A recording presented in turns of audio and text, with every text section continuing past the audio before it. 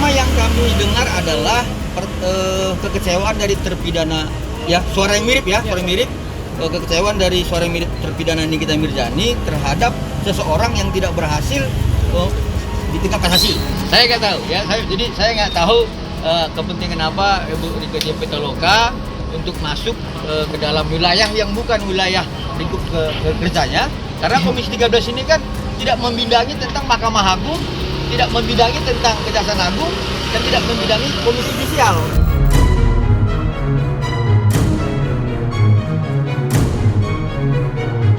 Tadi saya bilang di awal pembukaan saya bilang alasan kami masih berdiri tegak di sini mencari keadilan itu karena anak ini harus kehilangan sosok ibu sekaligus ayah sekaligus sebagai tulang punggung.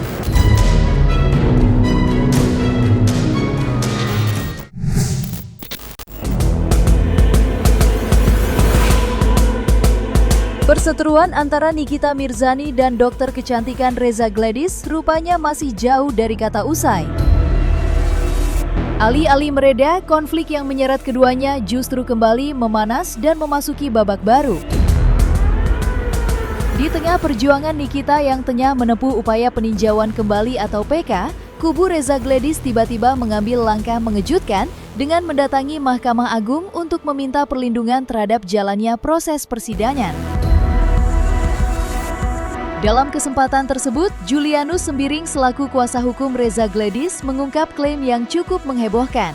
Ia menyebut pihaknya telah mengantongi sejumlah bukti, termasuk rekaman suara yang diduga berkaitan dengan adanya upaya penyuapan terhadap hakim. Tak hanya itu, mereka juga menyoroti dugaan aliran dana mencurigakan yang nilainya mencapai 4 miliar rupiah yang disebut-sebut berkaitan dengan proses kasasi yang diajukan Nikita dalam perkara pidana dugaan pemerasan dan tindak pidana pencucian uang terhadap Reza Gladys.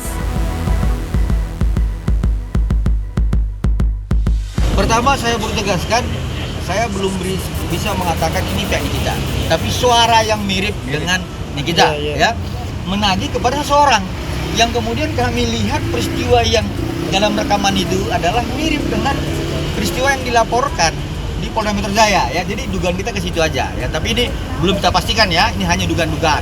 Salah satu langkah hukum kami kan ini ya, salah satu ini meminta perlindungan hukum ya kepada Ketua Mahkamah Agung agar memberikan immunity judicial terhadap hakim tingkat pertama, tingkat banding, kasasi, bahkan nanti hakim di peninjauan kembali ya, agar tidak terganggu integritas dan kemandiriannya sebagaimana Undang-Undang 48 tahun 2009. Ya, inilah langkah hukum kami pertama.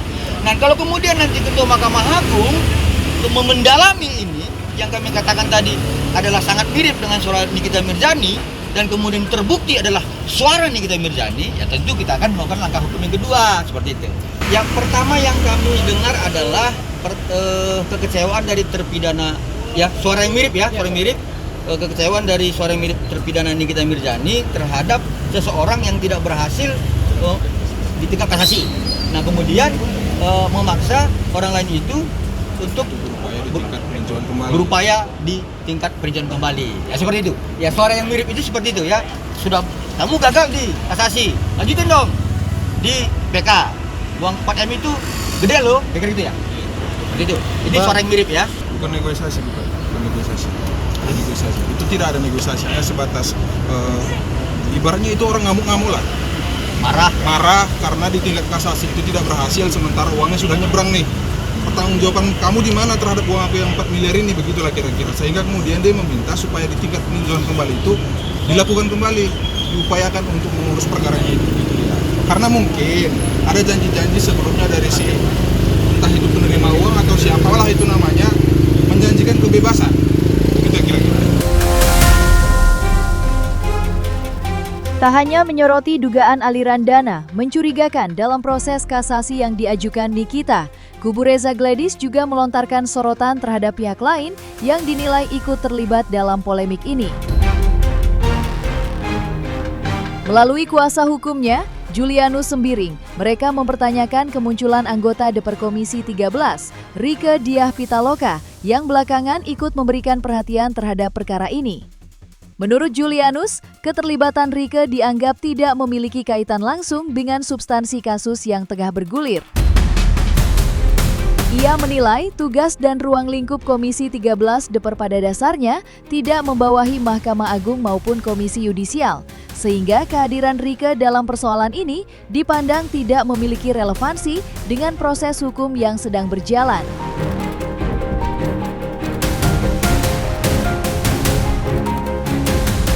Saya nggak tahu ya, saya nggak tahu kepentingan apa Ibu Rieke Diah Pitaloka untuk masuk ke dalam wilayah yang bukan wilayah lingkup kerjanya, karena Komisi 13 ini kan tidak membidangi tentang Mahkamah Agung, tidak membidangi tentang Kejaksaan Agung, dan tidak membidangi Komisi Yudisial.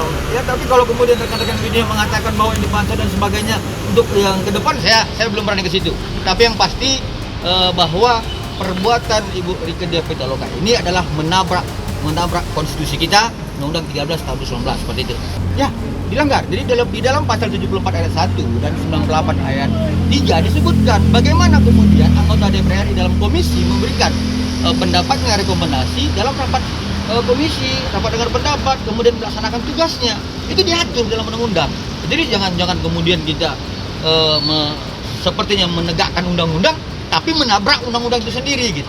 Baik, jadi seperti saya jelaskan tadi, fungsi pengawasan ya dari DPR RI legislatif salah satunya adalah pengawasan dalam peraturan perundangan ya. Kemudian ini harus dikembalikan kepada komisi masing-masing ya. Contoh saya sampaikan begini. Misalkan ini yang saya kenal Mas Once ini misalnya nih ya. Mas Once di dalam komisi berapa saya lupa. Kemudian tiba-tiba dia melakukan sebuah rekomendasi pengawasan terhadap KUHP. Nah ini kan salah. Karena dia, kalau Mas Once ini kalau tidak salah komisinya membidangi tentang soal pendidikan, seni, dan olahraga dan seterusnya. Tidak dalam hukum. Nah sama seperti Ibu Rieke ini, dia mitra kerjanya, ya, ruang lingkup kerjanya tidak membidangi Mahkamah Agung, Komisi Yudisial, dan Kejaksaan Agung. Jadi kalau kemudian mengatasnamakan pelaksanaan tugas yang kemudian dalam pengawasan undang-undang, ya masuk aja ke dalam LSA, Komnas HAM, Menkumham, ini pas itu ruang lingkup kerja Komisi 13, ya bukan di Mahkamah Agung atau Komisi Yudisial, seperti itu.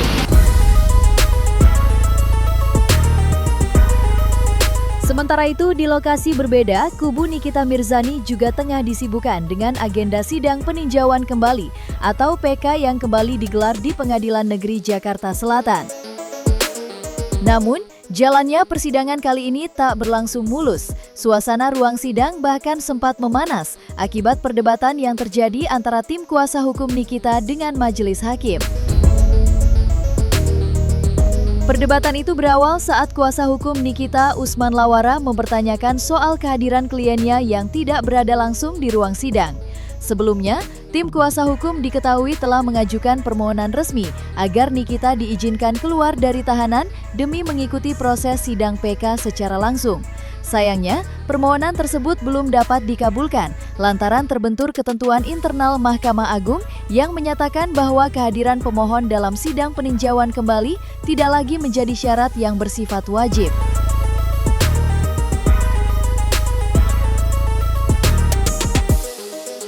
Ya, jadi persidangan tadi memang kami menyampaikan kepada hakim dan juga kami menyampaikan permohonan, surat permohonannya untuk menghadirkan kita. Namun di dalam surat tersebut ya, prinsipnya begini, kami menyampaikan bahwa pasca persidangan minggu kemarin yang disampaikan oleh hakim bahwa ketidakhadiran Nikita Mirzani dalam permohonan PK ini tidak menjadi sebuah keharusan.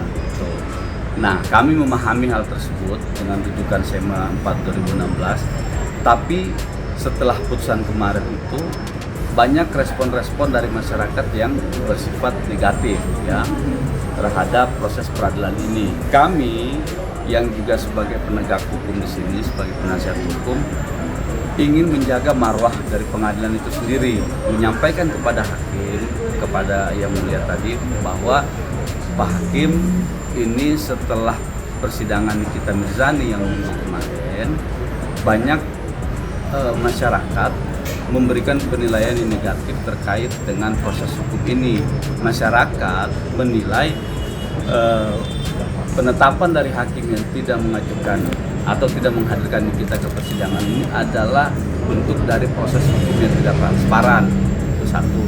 Lalu kemudian masyarakat menilai dalam berbagai, khususnya di media sosial ya, bahwa kalau Nikita Mirzani tidak dihadirkan, maka ada kemungkinan terjadi sebuah ketidakadilan dalam proses penegakan hukum yang dialami oleh Nikita Mirzani. Oleh karenanya kami menyampaikan kepada hakim yang mulia bahwa inilah yang saat ini terjadi adalah stigma-stigma buruk di masyarakat itu lagi menyoroti pengadilan, khususnya hakim. Nah, kami ingin menjaga pengadilan supaya pandangan-pandangan tersebut tidak menjadi sebaran-sebaran yang menjadi luas gitu kan, dengan meminta kepada hakim untuk tetap menghadirkan Nikita. Tak hanya diwarnai adu argumentasi yang cukup memanas, jalannya persidangan juga berubah menjadi momen yang begitu mengharukan. Suasana ruang sidang mendadak hening ketika kuasa hukum Nikita Mirzani, Usman Lawara, membacakan memori permohonan peninjauan kembali yang tak disiapkan oleh timnya. Di tengah pembacaan tersebut, Usman tampak tak mampu lagi menahan emosinya. Dengan suara yang mulai bergetar, ia menyinggung nasib ketiga buah hati Nikita yang kini harus menjalani hari-hari tanpa kehadiran sang ibu di tengah masa penahanan. Meski Nikita tidak dapat hadir langsung di ruang sidang, tim kuasa hukumnya menegaskan bahwa langkah hukum yang mereka tempuh bukan semata-mata untuk memperjuangkan kepentingan kliennya, melainkan juga sebagai ikhtiar demi menghadirkan rasa keadilan dan mempertimbangkan sisi kemanusiaan bagi keluarga yang terdampak oleh perkara tersebut.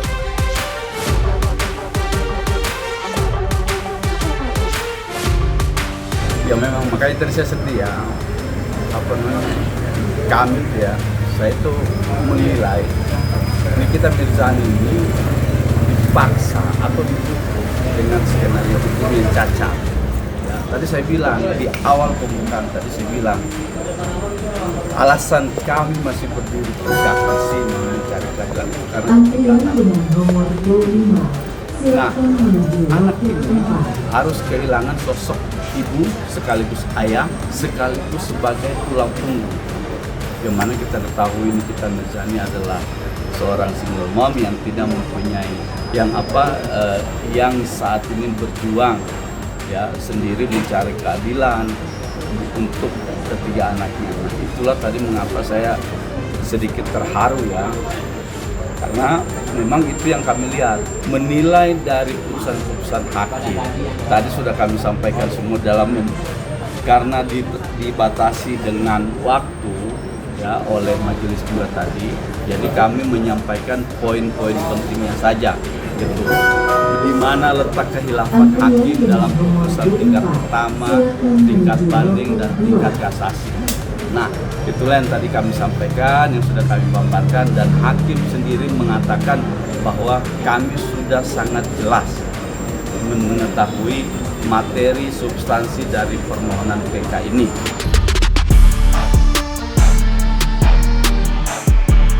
Perjalanan hukum Nikita Mirzani pun dipastikan masih akan terus berlanjut. Sidang peninjauan kembali yang diajukannya dijadwalkan kembali bergulir pada 8 Juli mendatang.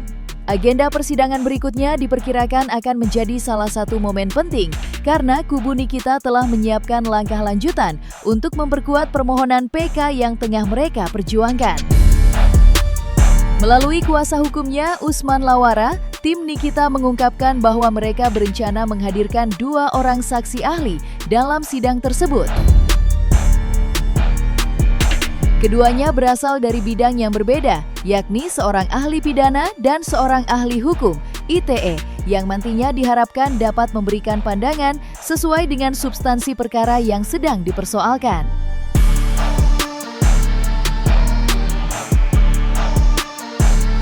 Di minggu depan tanggal 8. Ya memang begitu, acaranya begitu setelah nanti permohonan PK ya. Nanti akan diberikan kesempatan kepada jaksa untuk menanggapi, tapi bisa di belakang juga boleh, di akhir. Nah, ditundanya itu karena agendanya hari ini terjadwalkan adalah pembacaan permohonan PK. Setelah kami bacakan, ya sudah selesai acaranya. Acara berikutnya adalah menghadirkan ahli.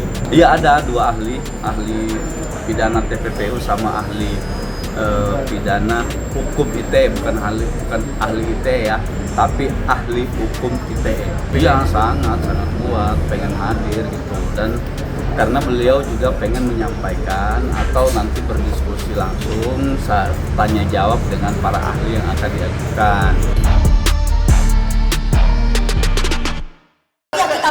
Pasti kita pengen ekspresi mengedepankan estetika.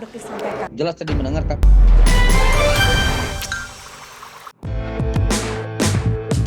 Dan jangan lupa untuk like, subscribe dan juga share channel YouTube Cumi Cumi.